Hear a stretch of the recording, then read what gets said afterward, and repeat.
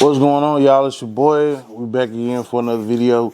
We just hit 50,000 miles. Now, I want to break down so I have an understanding and y'all have an understanding as well what goes into the 50K service.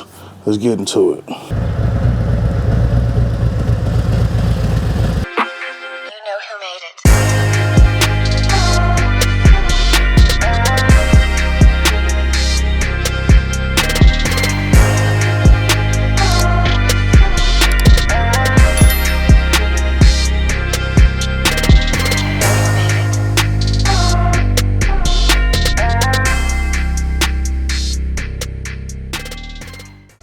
All right, so before we dive into it and everything, I want to appreciate everybody for watching the channel. Thank y'all for all y'all's help, tips, insight, everything like that, because I am fairly new to the Harley community. Although, I mean, your boy's almost like a baby vet in the game, you know what I'm saying? Been doing it about 2 years now, almost, but yeah. So what I wanted to go ahead and get into, man, is the bike just hit 50,000 miles. When I bought the bike, it had, I want to say 46,000. Let me see, 46,000, 40,000 miles, or 46,000, 47 miles. This was not something that I shied away from, as I know that the maintenance of a bike is the most important thing. However, after purchasing the bike and seeing that a recall wasn't taken care of, this much recently, but there was service history on the bike, so it's not like the bike was totally neglected, but probably wasn't up to 100% of what it needed to be. So but overall, like I said, since I've had the bike, no big issues. So like I said, I've had the bike not even quite 2 years, and we've already put 4,000 miles on it, which for some people is a lot. So we're currently sitting at 50,026. So right shy, probably like just right shy of 50. But after I get ready to go on this ride, after I make this video, we'll have those other 20, however many miles it was. So it's at 47, 26. So yeah, I have another 21 miles by the time I'm done with this, or after I make this video for y'all, because I do have to run a couple errands. Because I hop on my bike to run my errands, just hit the highway. As long as the weather's nice, you know what I'm saying, I'm not hopping out there while it's raining, trying to prove nothing to nobody. But you know what I'm saying, as long as the weather permits, then I'm out there in the streets, on my street glide, getting it in.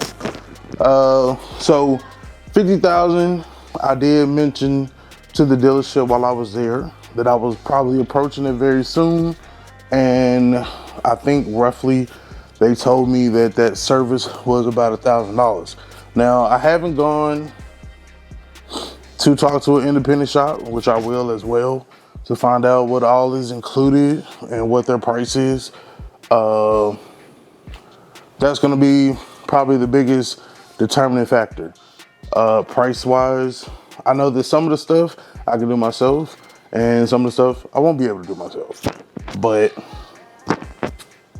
I want you to know, the same way I found out, what it is that goes into your 50K service, so that your bike is running optimal, so that you and your bike are safe. So what I did, searched on the internet, printed off the maintenance schedule for touring models for the 2017. Okay, so I'm gonna just go over I'm gonna just go down the list item by item and let you know what it is that's supposed to be done at the 50K service. After 50K, it says to revert back to the 5,000 mile service. So every 5,000 miles, the bike should be getting service in some way, shape, form, or fashion. Not everything, but a lot of things. So at the 50K service, if you have a 2017 and up, you're gonna check the operation of the electrical equipment and switches. So of course, all your turn signals, blinker, horn, etc., all of that will be included with that. Also gonna check the front tire pressure and inspect the thread. I know that we're kind of getting low on that, so I do plan on getting, well actually I told you I was thinking about getting the 21 inch, so I'm not gonna buy a tire yet. I'm gonna just buy the 21 with the tire, and then we'll just upgrade that whole front assembly there, which will give us new bearings for the wheel and everything like that, so should be good to go. Also check the front wheel spoke tightness. That doesn't apply to us. Inspect the front brake fluid level. We've done that before. Actually, that's been done within the last 4,000 miles that I've had the bike. Inspect the clutch fluid system for leaks, contact, or abrasion. We just had that recall done for the clutch fluid, so I know that that's good to go. Checking the clutch fluid for moisture. It's just like I said, that's just been done. Check hand control fastener, switch housing, screw torque.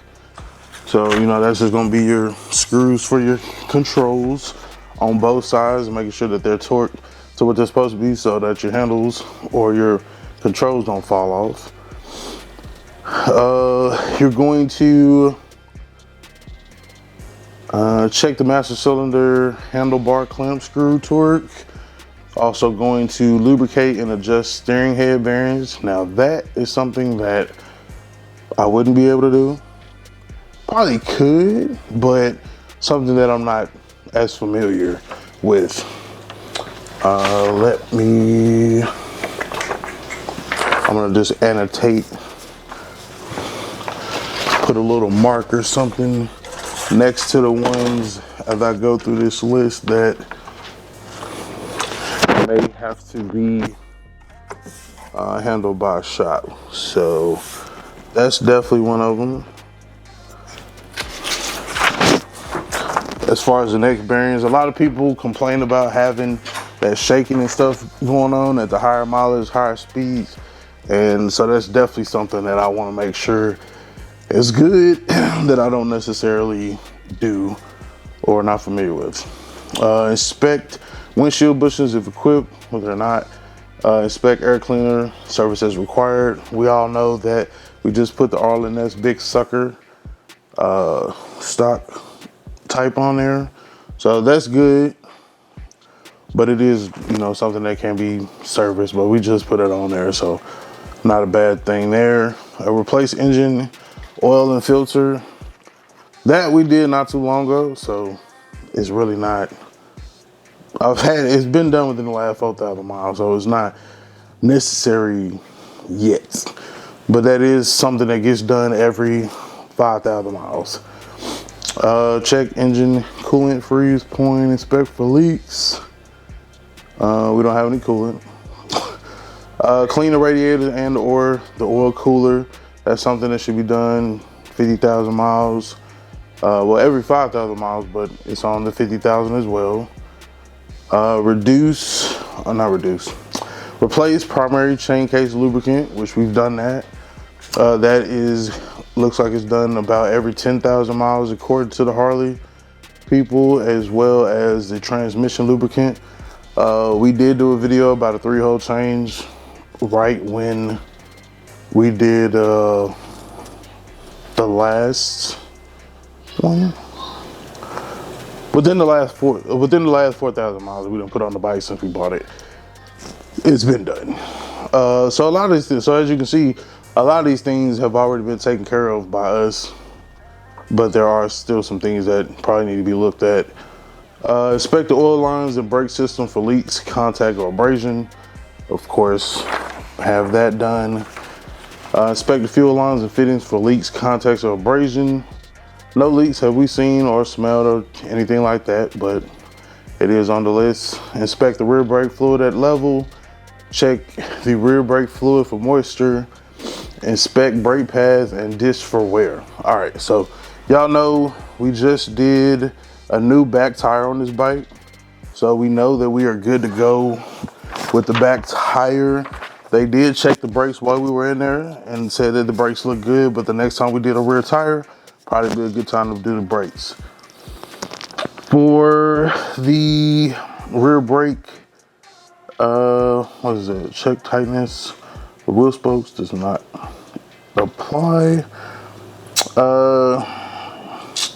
Check front axle nut torque. That's not something that's been done, but when we get ready to do that new tire and wheel, then that'll definitely be handled there. Check, adjust, and lubricate with Harley Lube, brake and clutch controls. Inspect and lubricate the jiffy stand or the kickstand. Check rear tire pressure and inspect the thread. Like I said, we know that the tread is good. We'll double check the pressure. Inspect and adjust drive belt and sprockets. Now, I know that there is a tool, because I have watched some YouTube videos about some people checking the drive belt. For the inspection of it, you just kind of, lift the bike up, spin the wheel so you can see, make sure there's nothing caught off in there, no tears or rips or anything in the belt. You're also supposed to check the tension of that, I believe. So there's a process or a procedure for that as well. Check rear axle nut torque, which I'm pretty sure is good because it was checked when we just put the tire on there, which was not even within the last 4,000 miles. Inspect exhaust system for leaks, cracks, or loose missing fasteners or exhaust shield. That we can check. Battery, we can check, but we know that we've already done a battery within the last, within 6 months, 3 months, if that. Spark plugs are supposed to be replaced every 2 years or every 30,000 miles, whichever comes first. I'm probably gonna go ahead and change those just because. Not that the bike has any issues or anything, it's just with the other stuff that was kind of neglected on this bike and I know that I hadn't done. Definitely want to look into that. Lubricate fuel door hinge and latch. That we don't have to worry about because we have a totally different thing for our gas. Rebuild the front forks is done every 50,000 miles, so I know that that's something that has not been done to the bike, more than likely, and will have to be done. So redoing the front forks is definitely gonna be done. I did the fuel filter myself. It says replace every 100,000 miles, but there was a big thing going around the internet where everybody was like, oh no, look at it, it's so dirty, you gotta change it before then. It's not that hard to do. I'll probably change it every 20,000 miles or maybe every 10,000 miles, depending upon it. I think the kit that I bought off of Amazon had more than one filter in there anyway, so it was like 2 filters, 14 bucks, something like that. So not something difficult to do. You definitely get it done. Fuel filter, rear sprocket isolators. The last time I was when I went to go get my rear tire changed, they did tell me that I would probably definitely need that. The isolator going to a polyurethane one, so that's gonna be done. Brake and clutch systems, flush brake and clutch systems and replace the fluid every 2 years as soon as moisture is above 3%.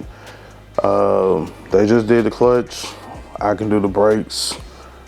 And then road test to verify components and systems are functioning. And that's pretty much it for a 50,000 service. I don't see, other than checking of the other than the lubricating and adjusting the steering head bearings, as well as rebuilding the front forks.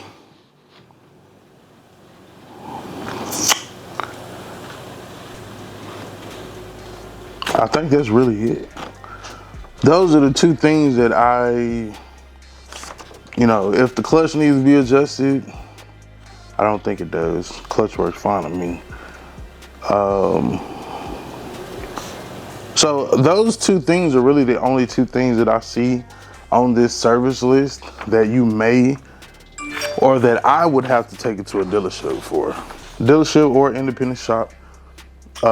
Everything else, I feel like with a little bit of,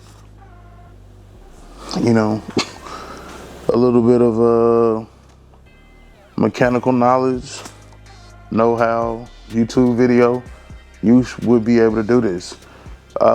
Save yourself some money. So what I may do is check with the shop and just let them know, hey man, my 50,000 service is coming up. What do y'all charge? Also let them know, like, look, a lot of that stuff, man, I feel like I could do it myself, with the exception of rebuilding the front forks and the steering head bearings. Other than that, I feel like everything else I would be able to handle. And like I said, with time or overtime, because like I said, the forks only need to be done every 50,000 miles, so it won't be until 100,000 miles on this bike that they would need to be done again. So I feel like between then and now, I would be able to figure out how to do it, watch enough YouTube videos, become more comfortable with it, etc., etc. So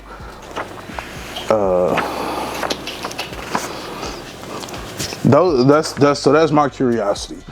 I'd rather pay a little bit less and do the things that I know that I can tackle and handle, or things that I've already done. No need in paying to have them done twice.